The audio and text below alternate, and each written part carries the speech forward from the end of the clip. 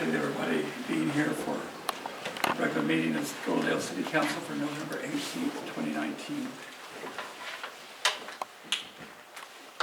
Before we have the roll call, I need to read a letter that I received about the middle of last week. This is from Guy Terrio. He says, due to recent events of my declining health, I am resigning from the City Council. So he completely withdrew, and then when we talked, it looked like he was having health issues. I felt bad for him, but the guy has resigned from the City Council.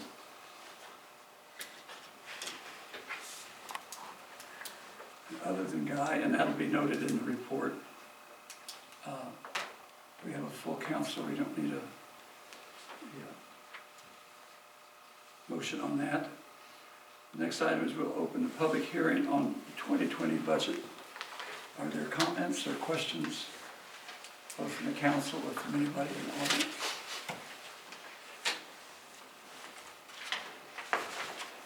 Do we have a copy of that? Pardon me?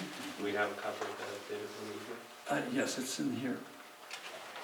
Actually, it was given, the most up-to-date one was One. submitted at the last council meeting. Okay. So it's the same as the last council meeting. If there aren't any questions or comments, we'll close the public hearing on the 2020 budget and open a public hearing on the 2020 revenue sources. So part of the budget is the money that comes to the city from different sources. Any comments or questions from the council or from people in the room? I don't have any questions, but in our budget committee meeting, I know we talked a bit about how much the new county building is going to contribute to revenue, and I figured maybe we could just kind of touch upon that so people could be aware.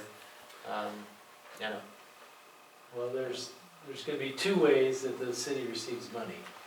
And the first way is through the building permit process and the water sewer permit fees. And those will amount to about $100,000 and should be received in this tax year, in 2019. When they begin building the building, as they spend money, sales tax is charged at the city rate of 7.5%. But this, and that all goes to the state. They keep 6.5% and they return 1% to us. So let's say the building is worth $15 million, whatever the number is, but we'll just use that as an example. Then, let's see if I get this right. I got to do my math in my head. You guys help me out if I get it wrong. But I think it's 15 million would be 150,000, right? Mm-hmm. At 1%? Of sales tax. So that's sales tax, and that's going to be received over the course of the contract.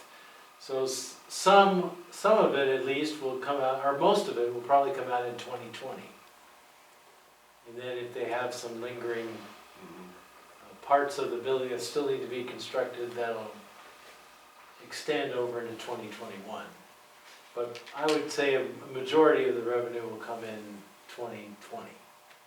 So after that, then there's really no revenue benefit because they don't have to pay property tax.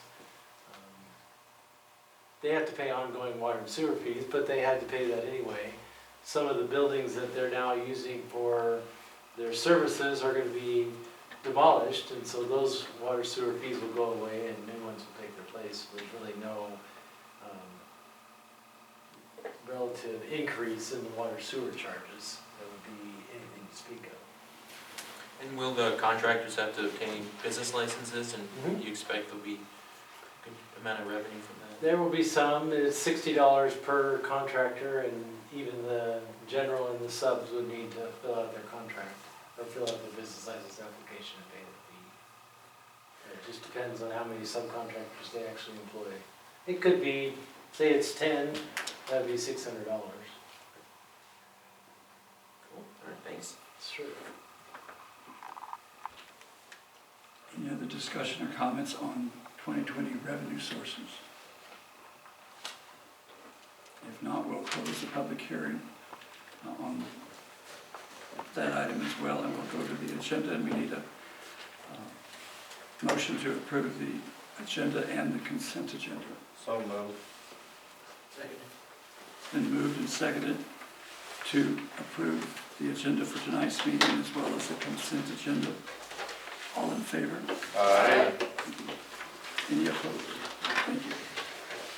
We don't have presentations scheduled for tonight. We'll begin now with department reports. I'll begin with Richie. So I only have a few things for tonight, Mayor. The first is, we did have the Veterans Day Parade last Monday, and obviously it was an honor for the police department to be involved in that parade. I think it was well attended, maybe not as long as some of our other parades in town, but overall, I think it was a huge success. We were able to get blocked the streets, and we wanted to thank the Coconut County Sheriff's Office, who had 2 deputies that came and were gonna help, and also the Goldendale Fire Department, who had 2 fire trucks there to help us with blocking the traffic. And I can't tell you how much that helps and how much stress that takes off the police department by having those 2 partnerships. Also, last week we were able to send off the state volleyball team off the state.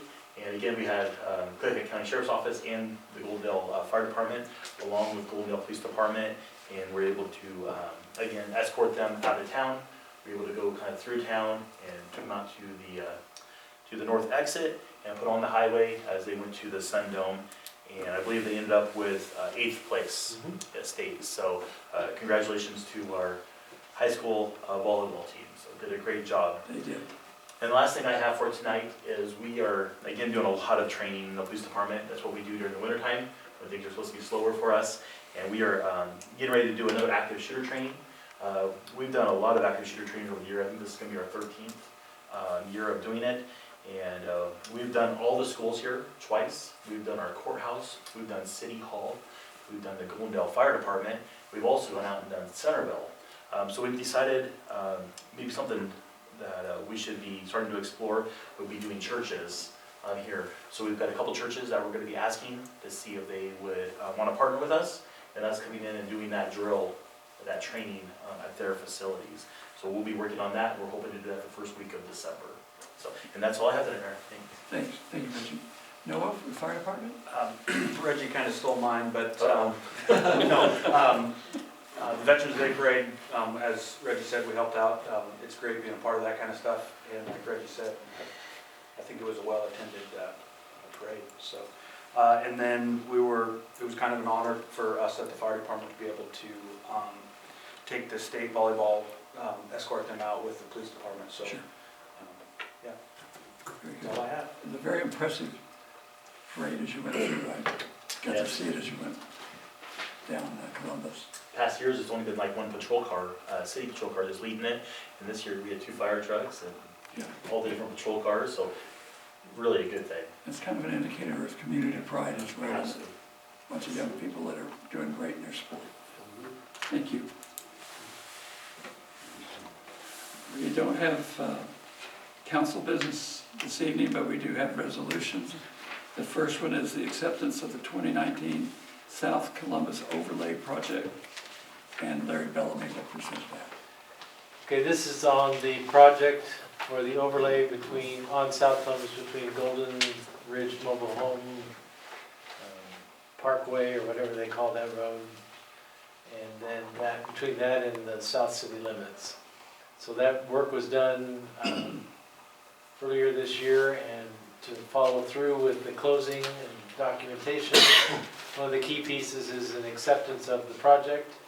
And I have checked with our local engineer, Pioneer Surveying and Engineering, and they believe that it's been completed in accordance with plans and specifications, and that Granite Construction Company and Dustin Conroy, our city engineer, recommends approving this resolution on its acceptance. So we would recommend moving to adopt this resolution accepting that project. I move to adopt resolution number 703, accepting the 2019 South Columbus Overlay Project. I'll go ahead and second that. It's been moved and seconded to accept resolution number 703, accepting the 2019 South Columbus Overlay Project. Any discussion, any questions? All in favor? Aye. Any opposed? Thank you. Thank you. The next item is the property tax levy increase. This is an annual, I don't know if you want to call it an event, but Larry will present and explain that item on the agenda. Okay, these property tax collections are limited in the increase in each year to the amount of 1% above, 1% in addition to the previous year's tax levy amount. So the tax levy amount for the previous year, which would be 2019, was $964,326.76. That's the amount of collections. So collections is based upon the valuation of your property in the city of Goldendale multiplied by the tax rate, gives you the actual tax revenue or collections. So the 1%, the maximum amount that we can levy for 2020 is $9,643.27 because we are limited to a 1% increase. So it really isn't enough, but that's the amount that that's the maximum amount that we can request. So we would recommend that we go ahead and add that 1% increase to the property tax levy for 2020. I move to adopt resolution number 704, authorizing a property tax levy. Second. It's been moved and seconded to adopt resolution number 704, authorizing a property tax levy. Any questions or discussion? If not, all in favor? Aye. Any opposed? Thank you. Thank you. The next item is the report of officers and city administrator, and we'll begin with Larry Bell on his report. Okay, first I'd just like to touch on a couple of things. One is that we had an airport committee meeting on the 12th of November, and at that meeting we desired from that committee to nail down the project that we were going to approve, or recommend, I should say, the project that they wanted to recommend to the city council. And they decided that with the money that we received from the capital budget, $550,000, that the best use of that money would be to add a fuel system to the airport. And so the fuel system, and so a large part of the meeting was a discussion between Ty Ross and our consultant to nail down the cost estimates that each one of them were working on. And working together, they figured out that the cost estimate was going to be right around $500,000 to $550,000, which is close to the amount that we are scheduled to receive from the capital budget program through the state of Washington. And the other thing that we talked about was on these maps and how to set up where the existing hangar lots are, where we could have the proposed tie-down area and also the proposed hangar lots. So if I can just point you to this picture here, that's probably good. I'll do it this way. Okay.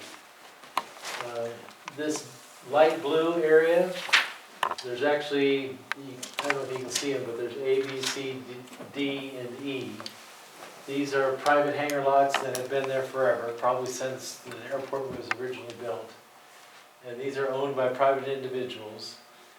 And one of the things that we're going to try to do is to move, see where the blue is outside of the bolded areas.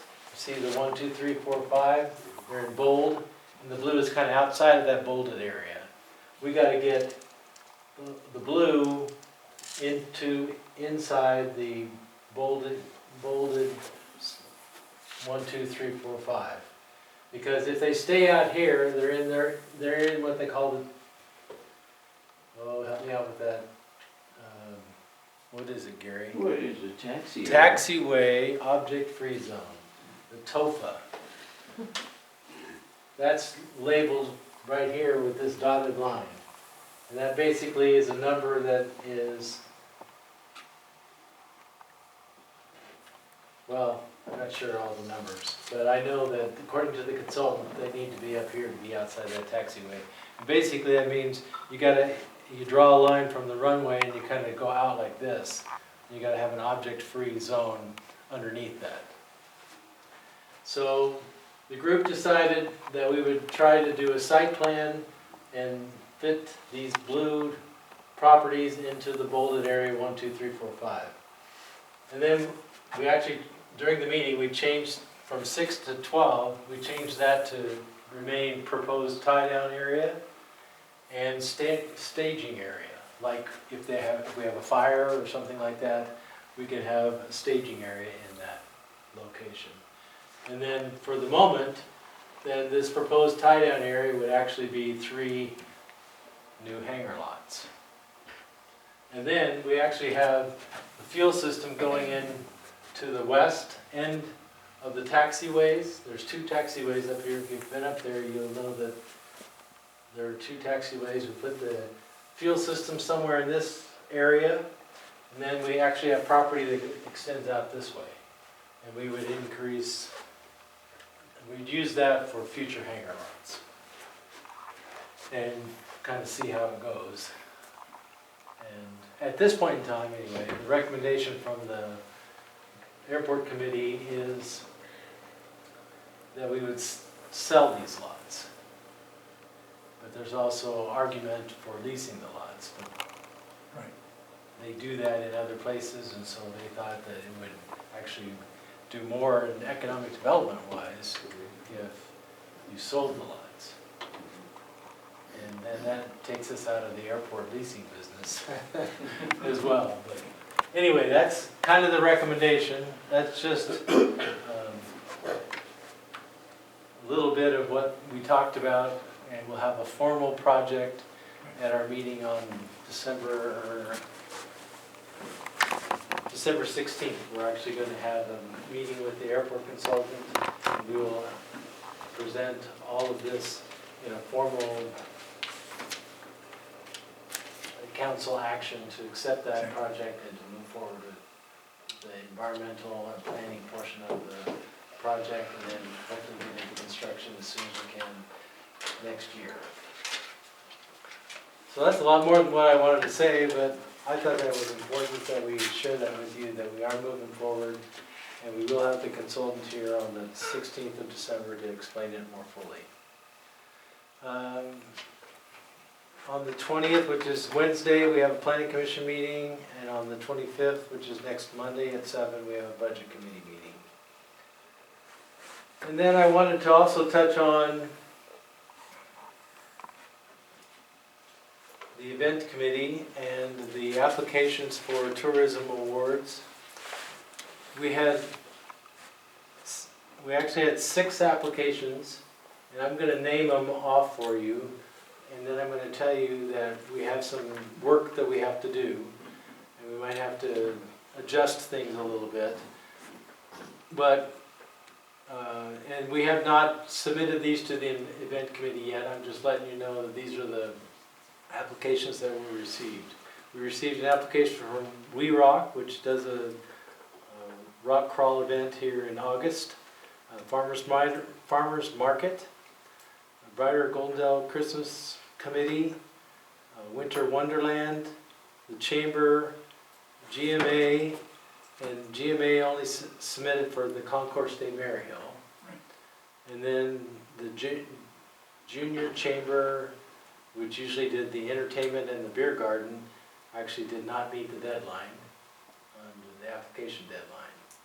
So the reason I mentioned why we have issues is, as you can see, we don't have a show and shine project, or don't have a show and shine event that goes along with our community days. Neither do we have entertainment or a beer garden. So we're gonna have to regroup a little bit here because we need to have those things in place so we can have a good, complete community days event and festival. So the event committee is probably gonna have to meet at some point in time Right. to discuss what's next.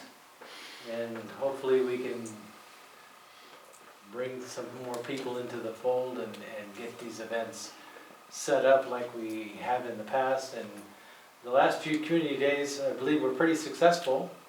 And I thought we have improved that to a pretty good degree. And I'd like to continue with that. But we need to find out of some of the, how we need to go about regrouping with the application process. Because the application process said that the applications had to be received by the 4th of November. And if we go strictly by that, then we aren't gonna have the community days event. So we need to think about how to regroup with that in mind and have the event committee get together and decide how we want to move forward. So that's what's going to be happening with the event committee. The last notice that we sent out to the event committee members were that we had some issues that we were trying to resolve, but the next event committee date was to be determined. Right. And so we're going to have to try to call a few folks and see if they're still willing to participate and maybe discuss further about how we're going to move forward from this point. Yes? Is that something that the deadline can be extended once again, Well, or reaching out to businesses around town to see if they can pick up some of that? a little bit of all of that you that. passed, you know? The application process that we set up said that the applications must be received by November 4th. So if we go by that strictly, then we're going to be in a situation where we don't have the things I talked about. So we're going to have to make some adjustment. It could be throwing it all out and rejecting all bids, so to speak, and start all over. And then try to work with folks to try to come up with plans to provide entertainment for the community days event, for instance. Or maybe get the event committee together and just say, look, we've got the situation, but we've talked with so-and-so and they would like to fill in the gap. Would you agree to that and get consensus by the event committee? You know, that's one other option as a way to go about doing it as well. But we haven't come up with the plan just yet.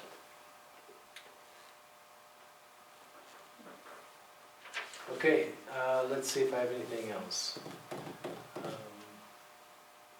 I think I do want to mention this because this is being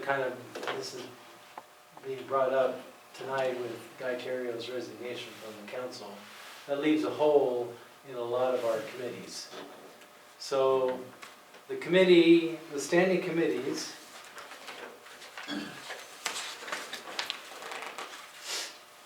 are Finance, Ordinance, Public Works, Event, and according to our code, under standing committees, it says the term and membership of each committee shall commence on the first regular meeting of the City Council in January of every even year. It shall terminate effective the date prior to such meeting. The appointment to each council committee shall be made by the council during the first meeting in January of the council, or during the first meeting of the council in January of every even year. No committee members should serve on more than 2 committees at one time. So usually we have 4 committees that each have 3 council people on that committee. So there's a total of 12 spots. And so that's enough for everybody to have 1, and 1, 2, 3, 4. No, I guess. Okay, I gotta do math again. Okay, we have 12 spots and 7 council members, so some council members would, most everybody would be able to have 2. but some are gonna have one. Because there's 14 spots for two, so that's 7 times 2 is 14, and you have 12 spots open. And the ones the guy were on, I know he was on the airport committee, but is he also on the budget? The airport committee is a special committee, Yeah, not standing. so that Oh, doesn't count. Okay, That doesn't count. Only the standing committees okay. falls in under Okay, excuse me. whatever. So then he was on, He's on events, public works and ordinance. okay, oh yeah, he was on ordinance, I don't yes. believe he was No, on he's not on public works. Okay, so just- Yes, he was on ordinance, yes, that's right. So the question is, do you want to talk about filling his spots for the next 2 council meetings? Or do you just want to wait and do it all at the first meeting in January? We can have a committee of 2. It's just that, because 2 would be a quorum of the committee members. But should we wait until the new person is appointed? That might not be a bad idea as well. And so how soon would we be able to get a, Well, then, what's that process, the appointment process? Are we gonna send out like a request for applications Yes. this calendar year, or, We can, and does that person have to then run next November, or how, when's it, or is it they they have would to? not have to run until the next city year, which would be, they would have to run in 2021 for the seat to be, for you to sit for January 1 of 2022. Okay, So the election would be in 2021, the actual winter. well, because technically his term is expiring at the end of this calendar year, so if they were appointed this calendar year, they'd have to run next fall, right? Don't you have to run the following election after the termination of the? No? Following city election. Okay. Okay, sure. So it doesn't happen every single year, it happens every other year. So So we're trying to they'd fill have to- that this year? Yes. Well, Okay. We hope to. I think that's, I think it's gonna be close. And then the question is, do you wanna do it over the holidays, or do you wanna do it? Probably should do it right away.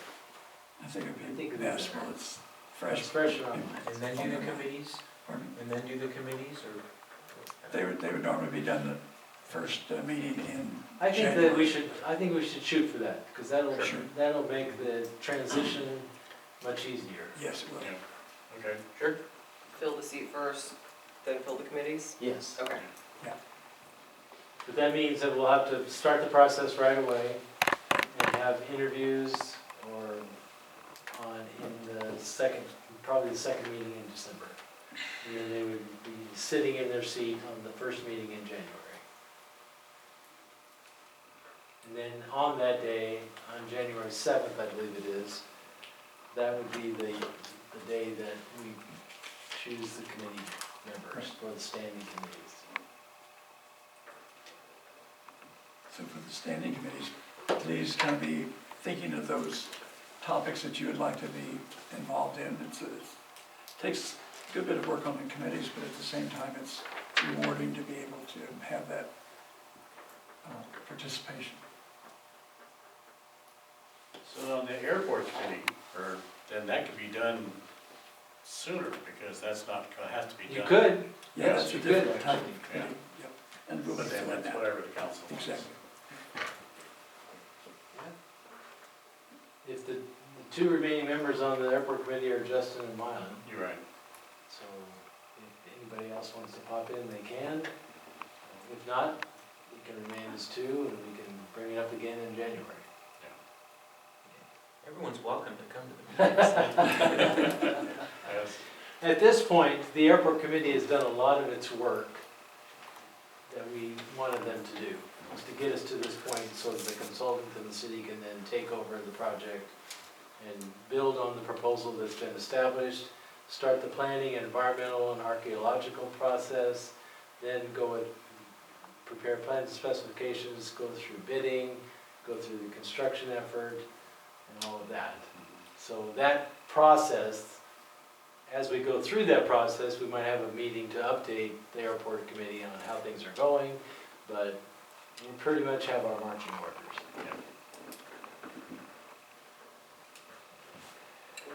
Okay, I think that's all. I'm sorry I talked for so long this time around, but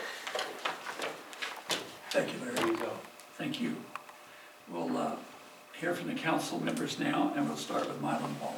Well, thank you, Mayor. Well, again, back on the airport committee, just real briefly, I think they've done a good job, and we've got a lot accomplished, and I think we've got great potential here, the goal we have, and I mean, it's going to take some more work, obviously, but then, I think we're off to a great start. And then again, I'm keeping in touch with the pump storage project and seeing how well that's coming along, so that's where I'm at, Mayor. Thank you. Phil?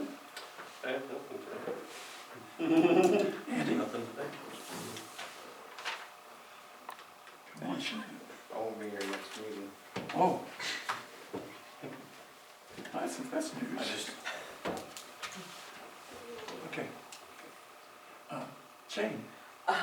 Well, I want to give definitely a big shout out to the volleyball team for their great season and their great run at state. As someone who played in the Sun Dome at a state tournament once upon a time, I know what a great venue it is and how exciting that is, and I think it's so great that we had our law enforcement and fire department. Was fire department involved in the send-off? Yeah, that's so cool. I went to school in a large town where that wasn't a thing, but having taught in small towns, I think that's such a cool tradition, and really, I know that'll be something those girls will not forget.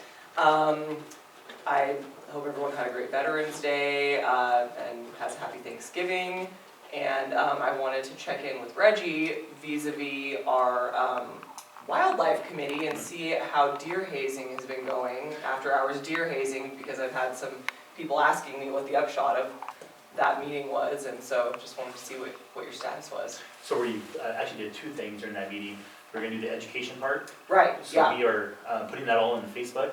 Okay, cool. And we're still gonna continue to work with Fish and Wildlife on that to get more stuff out there. Mhm. But we're gonna start with our Facebook. Okay. And put that out in a press release also. And the second thing was a hazing process where we were trying to figure out if, which is pretty much paintball. And we're testing right now frozen ones compared to just regular ones. Mhm. And we haven't bought the actual paintball guns.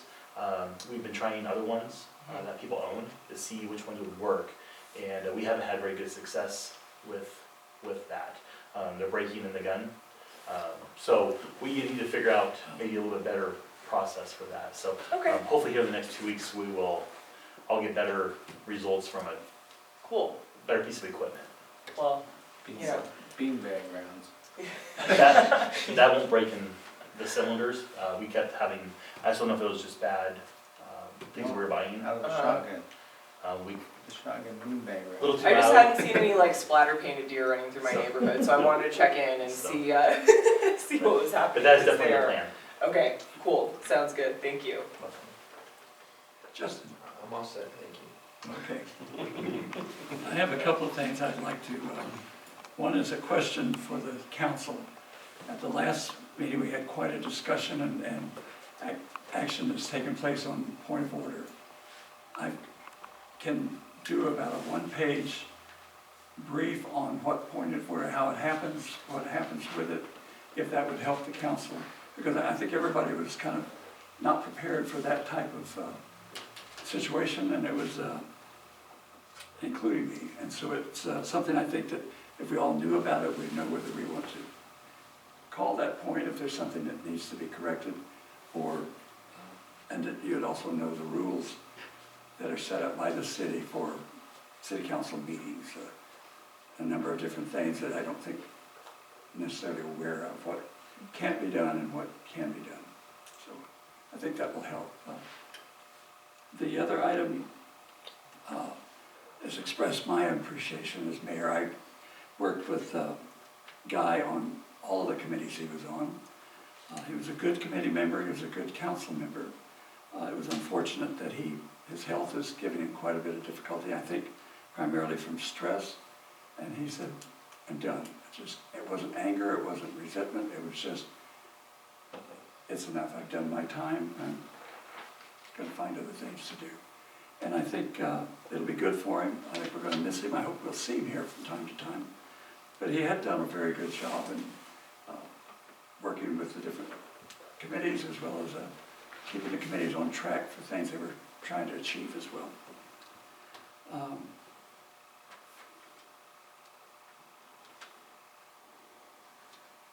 think that was the main ones that I had. I always have a third one in the back of my mind, and by the time I get through the first two, it's gone anyway. So it wasn't that important. But these, when we have the report of officers, it does help a lot for everybody to be aware of what is coming, particularly what local people in town are talking to their councilmen, what they need or what they would like. I know I was absolutely panic struck when I first went on the city council because nobody was asking me or telling me anything, and all the other people had something to say. It was very embarrassing. But now it's different. So, but it's a good part of the meeting to have that exchange back and forth. The next item will be public comment. If you have a public comment, please limit it to 3 minutes and give your name and address. Anybody here for public comment? If not, do I have a motion to adjourn? So moved. Second. Moved and seconded to adjourn, city council, all in favor? Aye.